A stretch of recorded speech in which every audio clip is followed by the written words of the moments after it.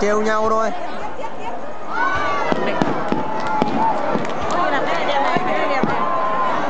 À, con tué là mấy lần này. Cái này đẹp này.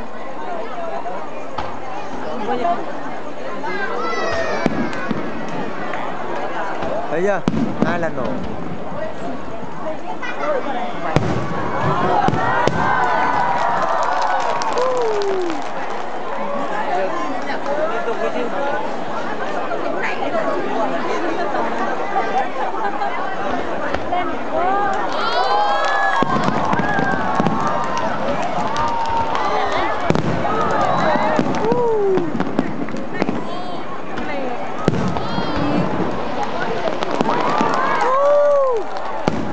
Đẹp thế.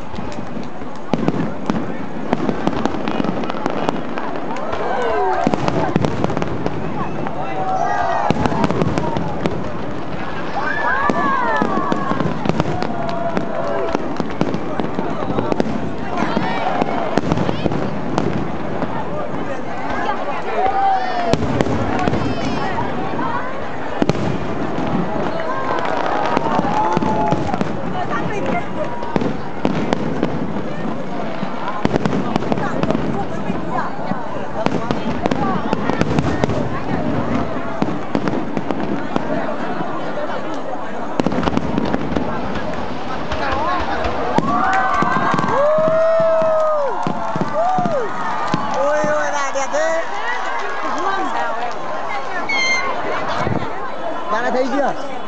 Ê, xem trực tiếp vẫn hơn đi bác.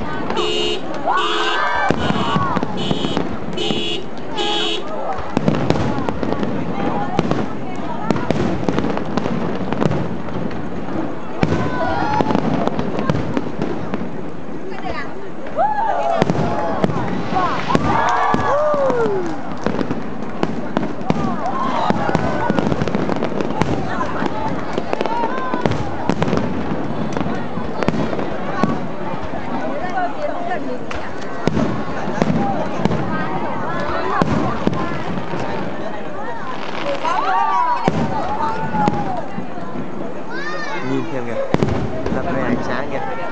Bao nhiêu cái điện thoại, bao nhiêu cái này.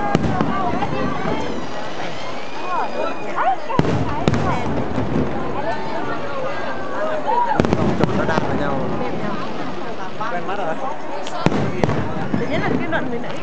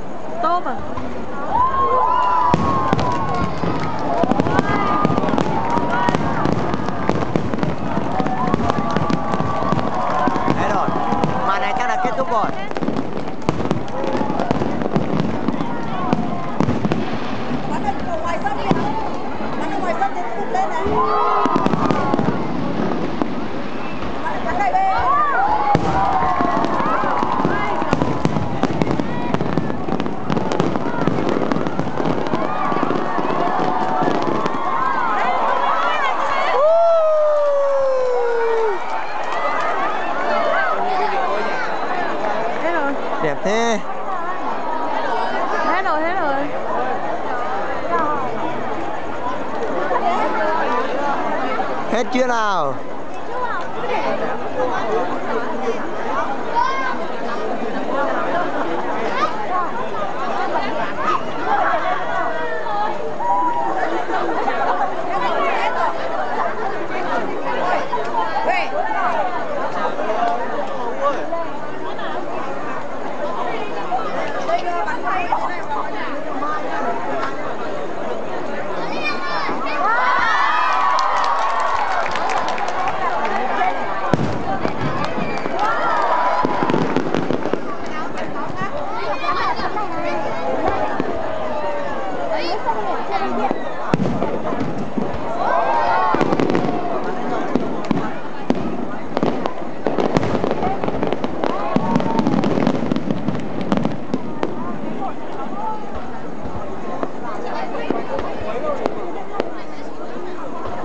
Đây như kiểu pháo xịt ấy.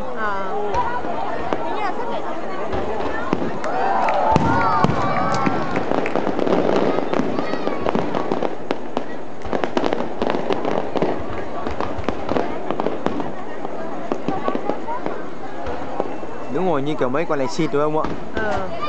Ông nghi nữa. Đấy, tôi nghi mấy quả này xịt lắm.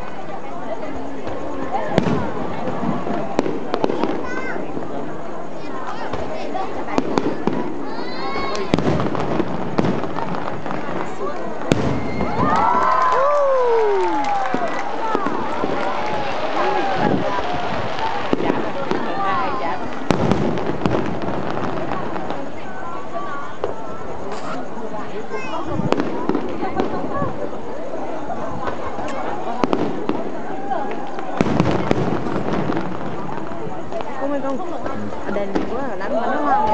Đây là Đèn mình ấy. không biết.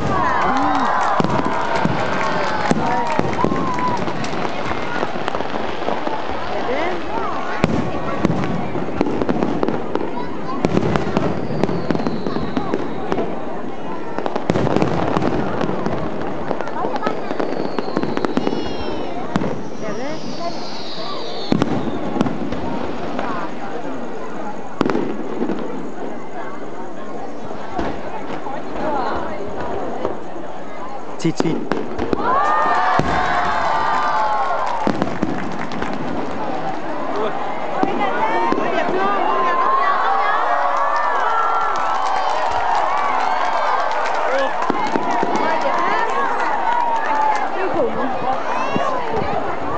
Cái này mà 2 container nó bị nổ chưa?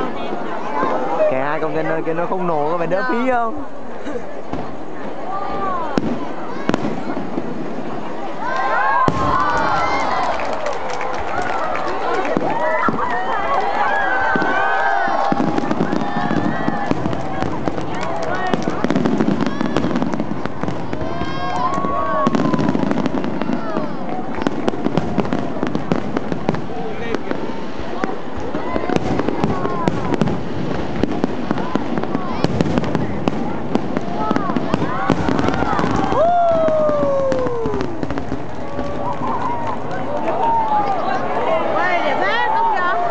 Đang quay đây.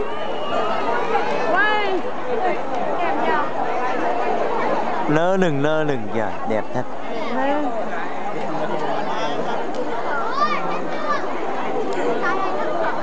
Khi nào sáng đèn thì mới hết được.